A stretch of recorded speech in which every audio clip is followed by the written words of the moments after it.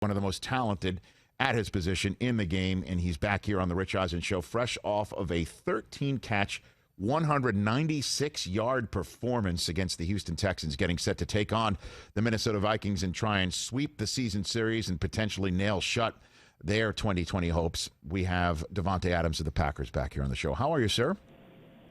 I'm doing great. How you doing, man? I am doing better for talking to you. Do you know first throw from Aaron Rodgers in a day that, okay, this is going to be a day like the one that you had? Do you get that sense right off the bat, Davante?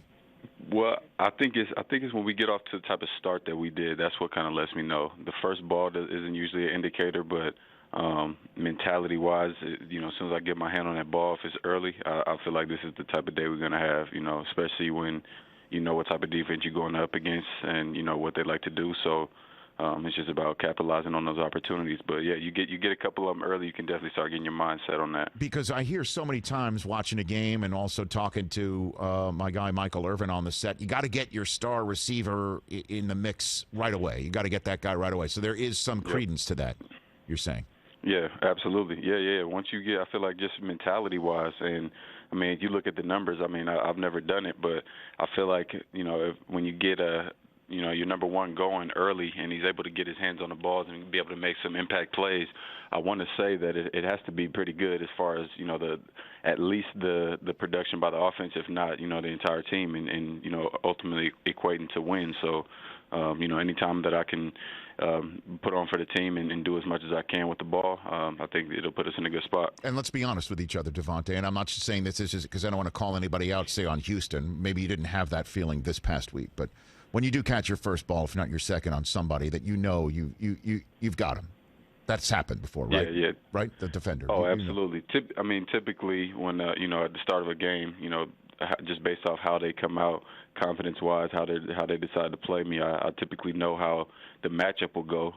But obviously we know football is the most team game that there is. So at the end of the day, there's a lot of things that go into, me being able to put up 200 yards. But anytime we can do that and potentially, give me some shots early, I feel like it's a recipe for success. So what is it like? Because it's been last season and this season where you got hurt and watching. What is it like for you to watch? I know you were pushing to get back in, getting back in, obviously, against Tampa. You got back in. But before that, you were trying to get back in with your injury, and the team was kind of holding you out, similar to what they did to Aaron Jones this past week. What is that like? What is that like? It's painful, man, for a competitor, a guy who obviously is leaned on to make a lot of plays for this team.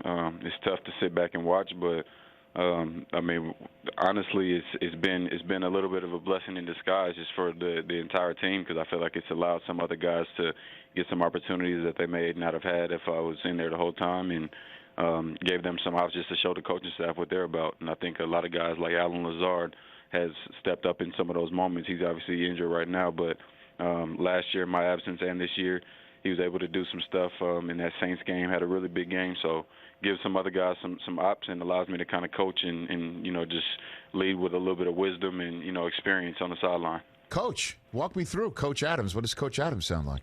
What's that like?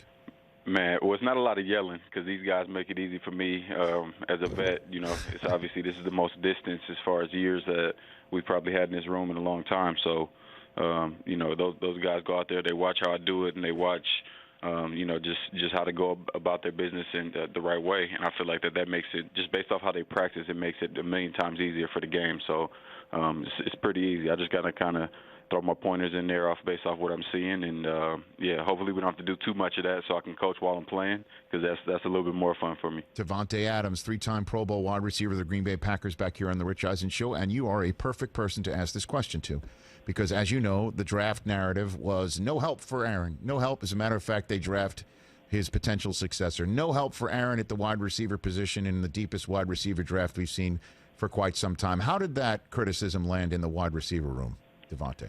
Well, one, I'm gonna correct you. Just a quick correction. Mm-hmm. Best receiver class maybe since my class. Okay. I gotta throw that in there. My bad. Let me write that down.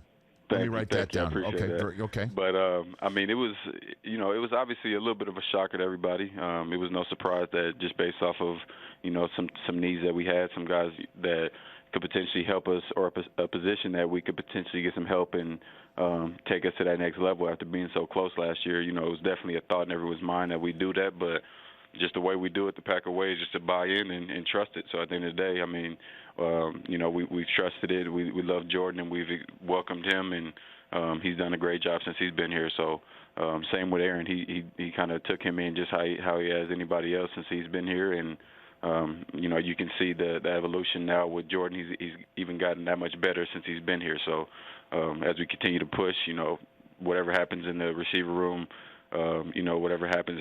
But at the end of the day, everybody who's in there now is ready to play. No, I'm not asking about the quarterback situation. I'm talking about how people thought the wide receiver room needed more help for Aaron Rodgers. That's what I was talking about. People said that. People say that, but at the end of the day, I mean, you look at the numbers, you look at these games that we've had, and you know, we've been able to take care of some business. Obviously, the more depth that you can have, the better off you'll be. But you know, as long as we got the guys that we got, I'll go to battle with them any day. So I'm not really too worried about the outside noise, but that's just kind of how we do it. Whoever's in there is got to step it up and fill those shoes. Well, we had Aaron Rodgers on the show just a couple weeks ago, Davante, and I asked him that very same question, and his response was filled with the history of grievances that every wide receiver could have had about their play that was incorrect.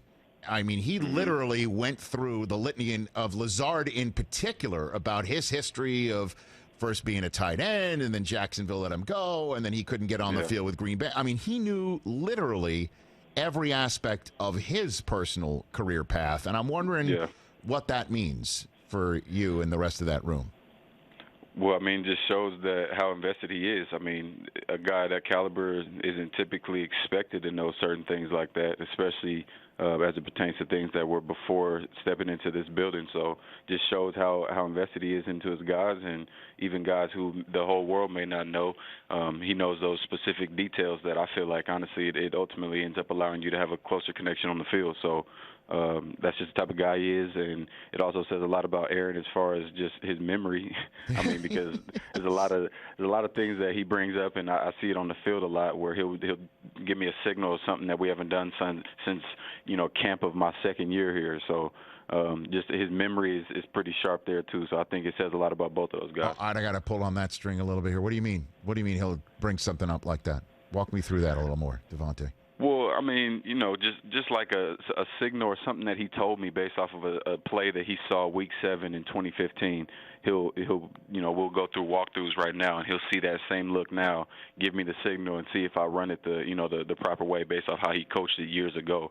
And it's kind of like a little bit of a test, you know, to see exactly how sharp, I guess, the wideouts are as well. But on top of it, I think he's also starting to stretch out his mind a little bit, and that's kind of how he stays sharp, by, you know, running himself through those exercises every now and then. No kidding. So when you say a test, it's something that you know that he's kind of playing a three-dimensional game of chess, inspiring as well as making sure yours just as sharp, like literally in real time. No kidding. It's also a little bit of a read because based off how he plays, you know, Aaron's just, you know, he plays fast. So he may give you a signal. He wants to see how it hits your brain based off of the coverage. So, you know, it may be something that we've gone over and we have a different look, and he'll signal it to me to see, you know, what is Tay going to do based off of this look. And then, you know, based off of whatever I do, you know, I'll look back and see his reaction in the walkthrough. If I get a thumbs up, then I know we were on the same page mentally. And if he's kind of looking at me, I go back, talk to him, and we figure out how to, you know, make sure we both are on the same page with that. But it's typically just something he just wants to test out and see before we get out there on the field. But sometimes you'll get the one on the field as well. I love this, Davante Adams here. I love this because basically you're saying your Pro Bowl relationship is still growing with him and Aaron Rodgers. You and Aaron Rodgers. I mean, every day, honestly, because it just happened about 25 minutes ago. Same thing. So it's a little sharper in my mind because that exact thing just happened. So, and it's fun for me just because, you know, sometimes I'll get a signal. I'll be like, in my head, I'm thinking, this guy thinks I don't know what I'm doing right now. Watch this. And I get out there and I just pull off a double move, and he's looking at me smiling with a thumbs up. And I'm like, okay, well, I feel like we just took another step closer to not perfection, but just continue to strive for that. Davante Adams here on the Rich Eisen Show. You've been on some teams with some championship caliber. One was obviously last year. What feeling do you get right now entering Week 8 against Minnesota, Davante? I get a lot of the same feelings, man. Honestly, Rich, it's a lot of the same players, the same mindset, but just with a little bit more hunger than last year. I think just we got a little bit of a sour taste in our mouth based off of how we ended the season. We obviously did a lot of good things, finished the regular season 13-3, which is an amazing feat when you have a brand new head coach and everybody's buying in, trying to, all get on the same page together. And then we finished up the season strong like that. And then we were one step away from getting there. So I think everybody's mentality is kind of, on the same wavelength that we left off on, but just a little bit more hungry than what we were last year. And again, is Rodgers any different? He said he worked on himself this offseason when he spoke to me a few weeks ago. Well, I mean, I just see a elevated version of himself. It's just, everything just from positivity, just his morale. I mean, he's throwing the ball extremely well. He's leading the team. I missed 2 games, and he went out there and balled out without me. So I think it's pretty self-explanatory when you look at the numbers and how he's playing. He's playing an MVP caliber season. Never want to get too far ahead of ourselves, obviously, but the way that man's balling right now, I just suggest people just stay out of his way. Okay, and before I let you go, I don't mean any disrespect to your quarterback or you when I ask this question. How about that to set up the question? But let's just say Aaron throws a pick 6 right on the goal line. How many yards would you have to give Budda Baker as a head start before you run him down, Davante? I don't know if I'm getting him the way DK did. I'm not even going to sit here and lie to you. I don't know if I'm getting him the way he looked like Julio. Like, I don't want to say on steroids because I don't want to get that man a random drug test. Correct. But he looked like a gazelle chasing down, and usually gazelles aren't the ones chasing stuff, but right. He looked like a gazelle chasing a lion. So I don't know if that's ever happened before, but that was it. No, I know you're very confident in your abilities. As you corrected me earlier in this conversation that your draft class is the greatest, the wide receiver class. I picked up on that.